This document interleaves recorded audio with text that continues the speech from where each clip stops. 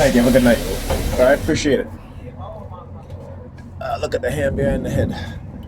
The hand behind. Look at what the hell is going on here? The hands behind the head. This is how they part their people. Wow.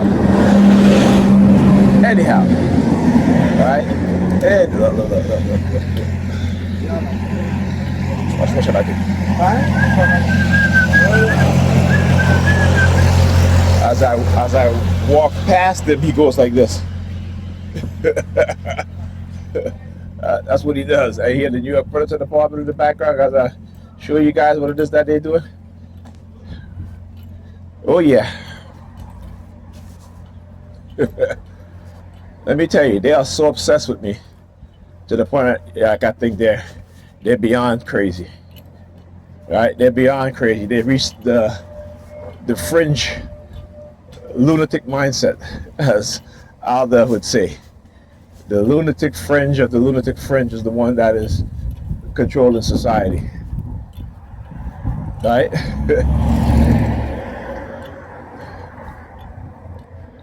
You know, I wanted to do a video with her. She had sent me a video, but what they're doing to her, because she lost her sense of smell, right?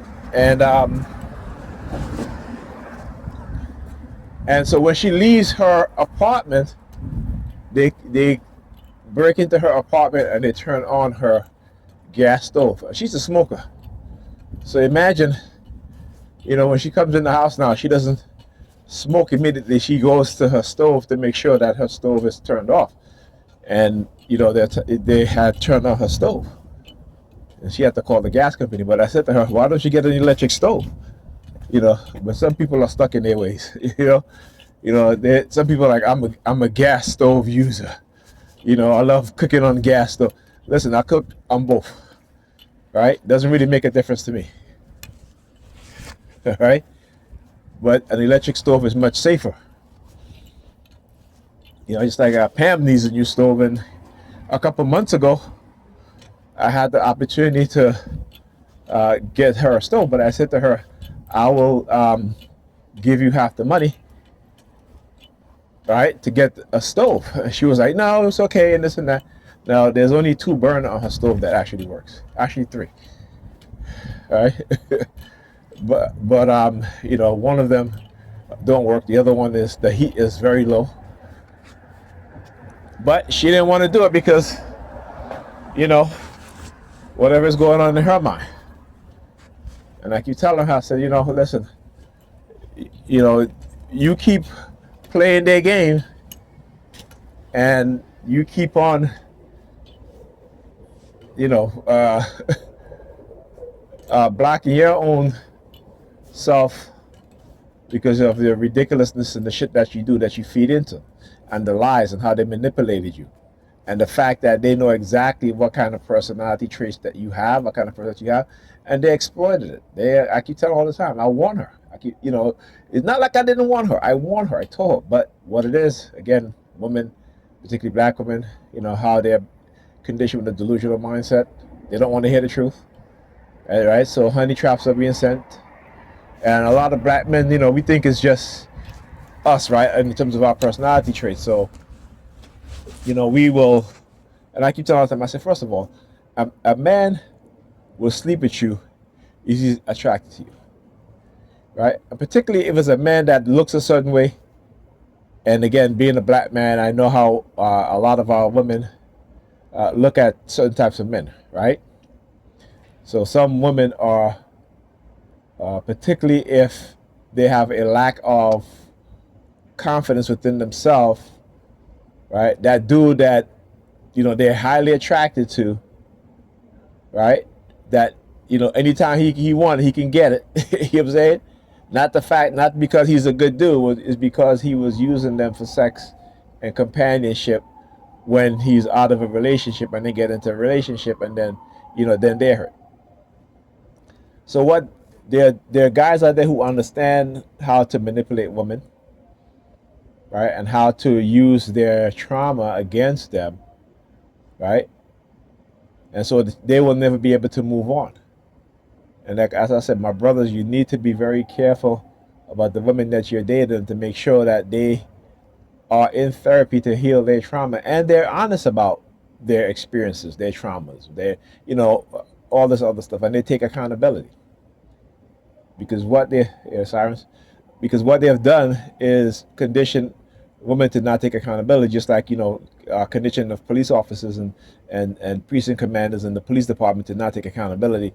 Politicians don't take accountability for the shit that they do also.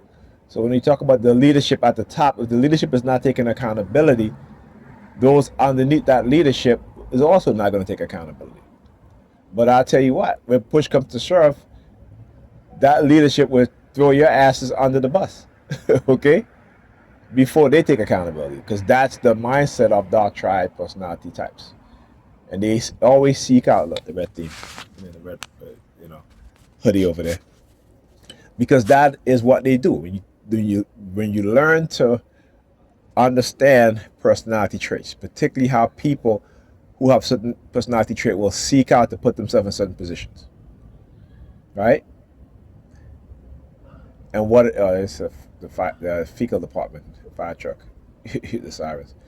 So until you understand that, and also as black people, until we understand how we are conditioned, until we understand that the psychology of the people who've conditioned us to be the way that we are is for exploitation, it is for profiteering, and many other things, entertainment. I posted something on Facebook. I said, white people's criminality is, all right, white people's criminality is one that is historical in who they are as a people, right? And it continues to this day. Their violence, their criminality, right? Black people criminality under the system of white supremacists is something that has been created in our minds, right? How is it created? Poverty, exploitation, manipulation, oppression, right? And how do we see it? How do we know that? Because we see that black men are punished and black women are punished for not even committing a criminal offense, but simply exercising their rights, right? By simply walking down the street, right? By simply saying,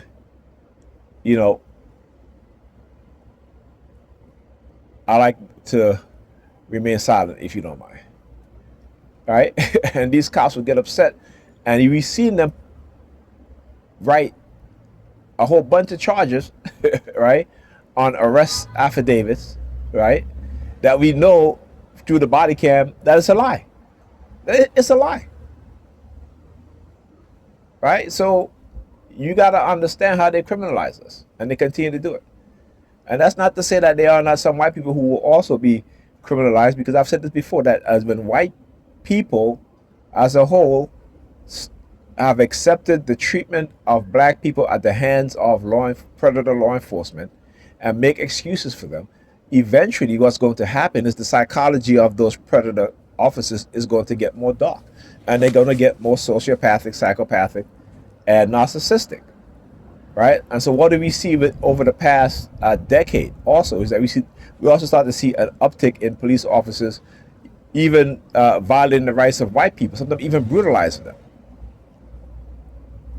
You understand what I'm saying?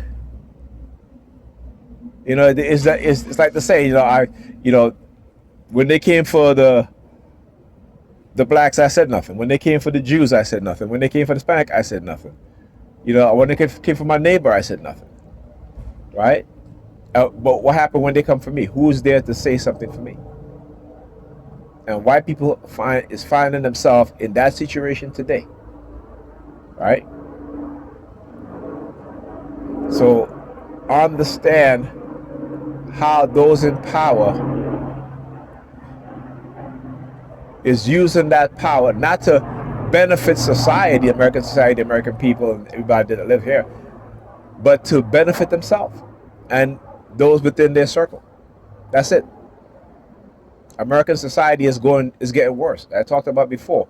They're in charge of nudging society. In charge of shaping how society is moving ahead, but they're not doing it in a good way, right? They're not doing it because money is more important to them. Money, greed. Wetico. Native Americans call the white man mental illness wetico. Why? Because they have an insatiable thirst for destruction, for oppression, for manipulation, for wealth. Right? You see how they're in a competitive race right now to see who's going to become the first trillionaire. And it doesn't matter if they lay off tens of thousands of their employees.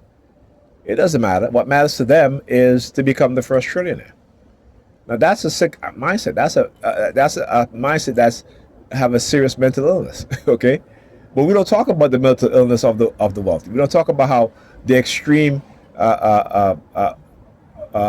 greed as being a mental illness, but it is. It is. It's just like somebody who has a serious drug problem. It's just like these nigger paying Christians with their Jesus and their God. Right? The white man, Jesus and the white man God. Right? It is an addiction that they have. And we know that when we are addicted to things, it is not good. It is not good. Addiction is not a good thing. It doesn't matter what it is. It is not a good thing. It's a reason why it's called an addiction, right? Because we have no control over our wants for what it is that we're addicted to. Not need, no. Our wants, right? And it's based on whatever feeling that we get out of it. All right. So that being said, talk to you guys in the next video.